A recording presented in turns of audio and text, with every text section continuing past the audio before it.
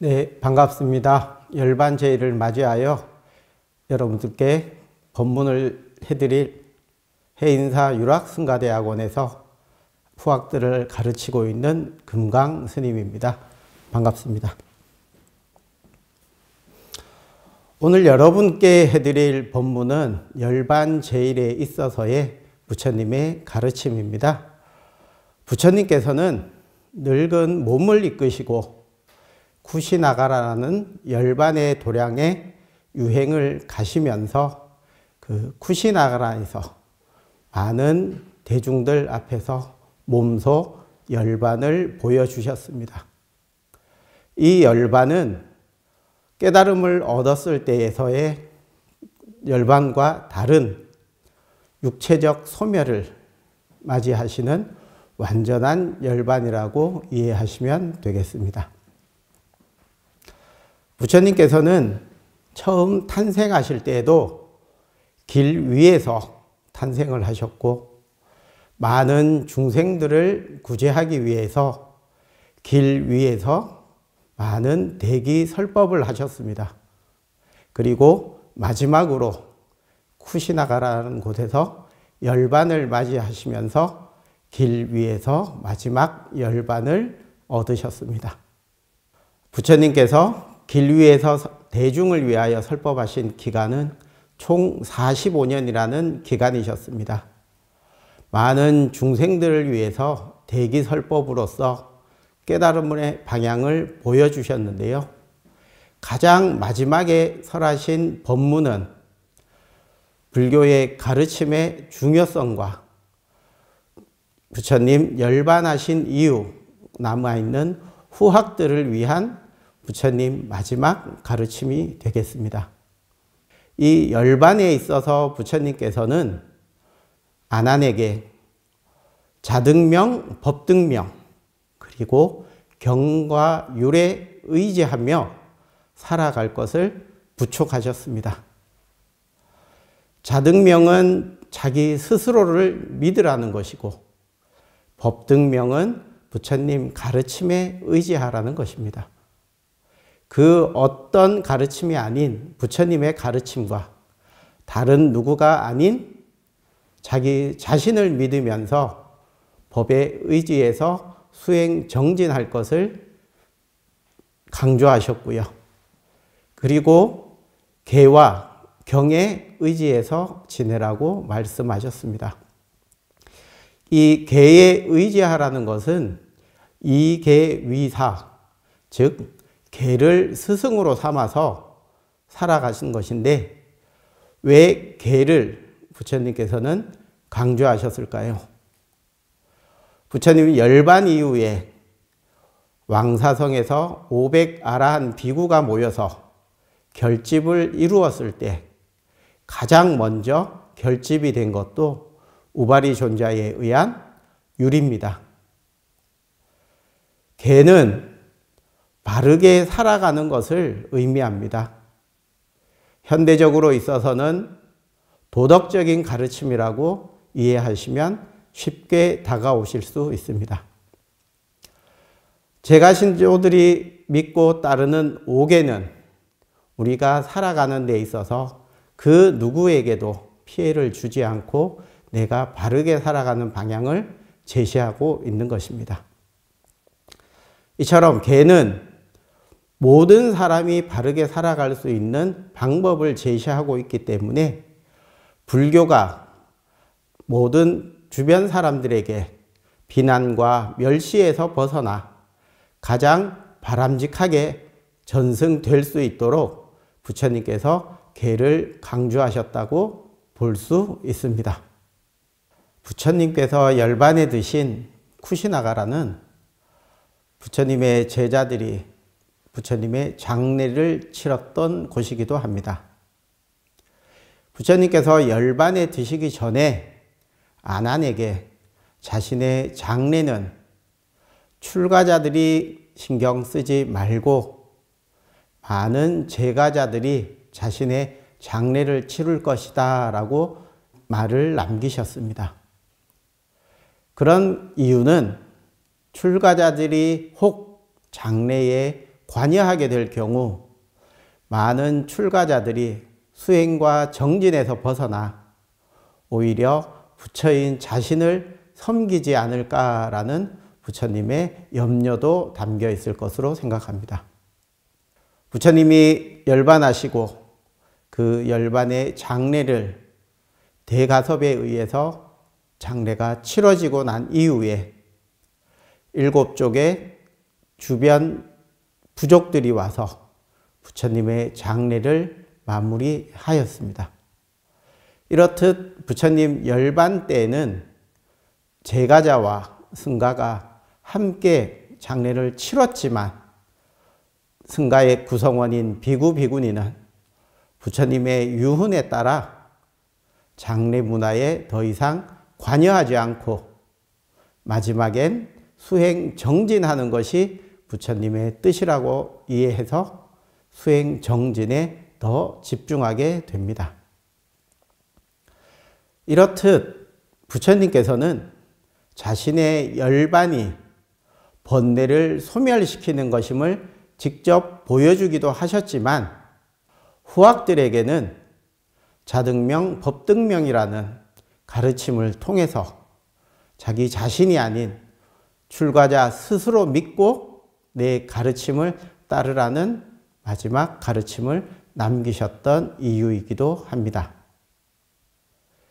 경과 율에 의지해서 자기 스스로 믿고 부처님의 가르침에 따라 수행 정진한다면 출가자라면 누구든지 다 번뇌를 소멸하고 열반의 경지에 들어갈 수 있다는 부처님의 가르침이라고 이해할 수 있습니다. 녹야원에서의 첫 설법이 깨달음으로 나아가는 부처님의 가르침이었다면 대반 열반경에 나오는 부처님의 유훈은 부처님 후학들을 위한 가르침이 되겠습니다. 부처님께서는 계의 강조를 사막을 통해서 보여주고 있으십니다. 계, 정, 해 이 세 가지 사막 가운데 가장 먼저 계가 앞서 있는 이유는 모든 출가자, 제가자, 사부대중 모두가 바르게 살아야만이 정이라는 선정에 들어갈 수 있기 때문입니다. 계는 바른 생활을 의미합니다.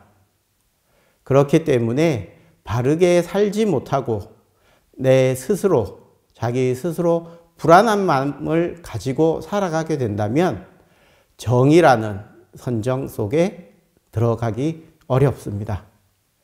그렇기 때문에 부처님께서도 계를 강조하셨던 까닭으로 생각됩니다.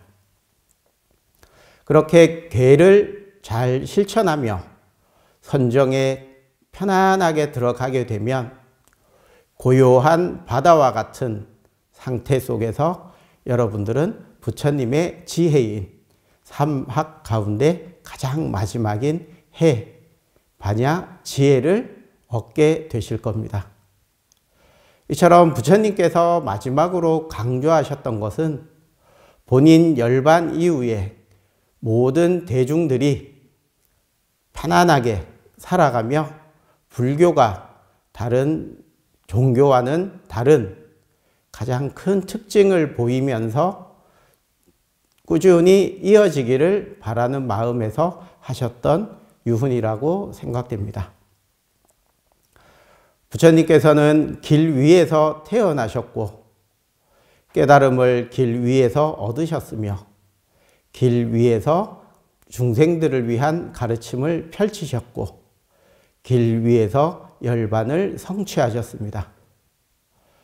부처님께서 가셨던 길은 그 누구도 가지 않았던, 만들어지지 않았던 길이며 부처님께서 가셨던 길을 후학을 위해서 만들어 놓은 그 길을 저희는 편안하게 따라가고 있습니다.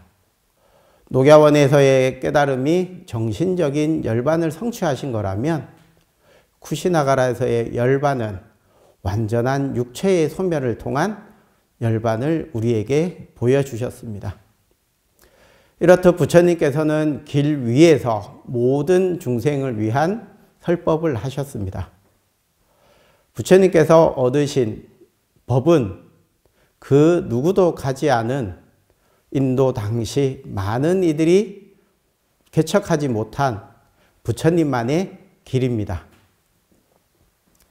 이러한 길을 우리 후학들은 부처님의 만들어 놓으신 길을 차분하게 잘 따라가며 부처님의 가르침인 열반을 향해서 함께 나아가면 될 것입니다.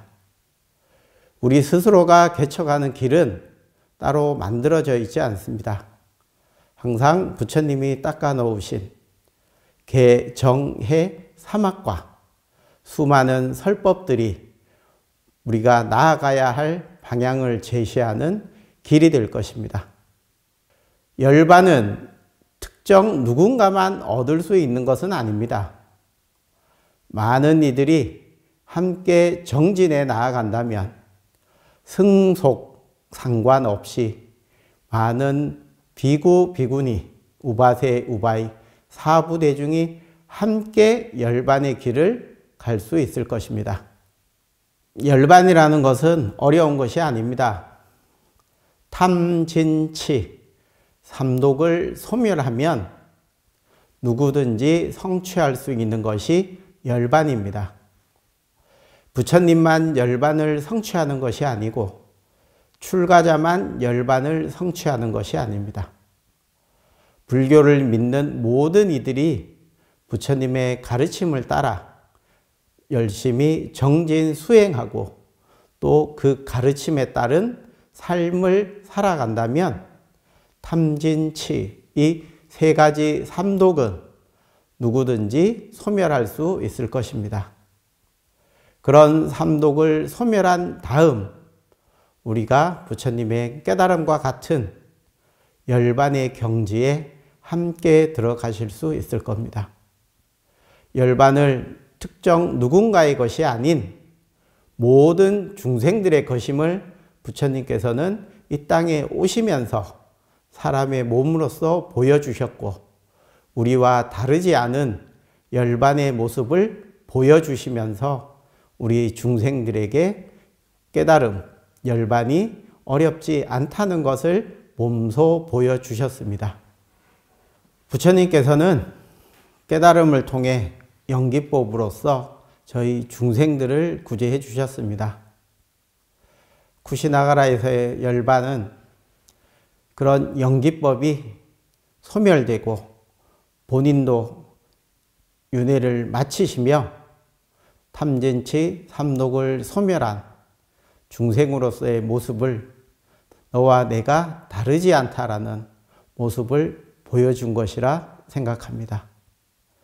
열반은 누구든지 성취할 수 있는 부처님의 가르침임을 여러분과 저도 항상 되새기며 부처님의 가르침을 받아들이고 실천 수행하는 불제자가 되었으면 합니다.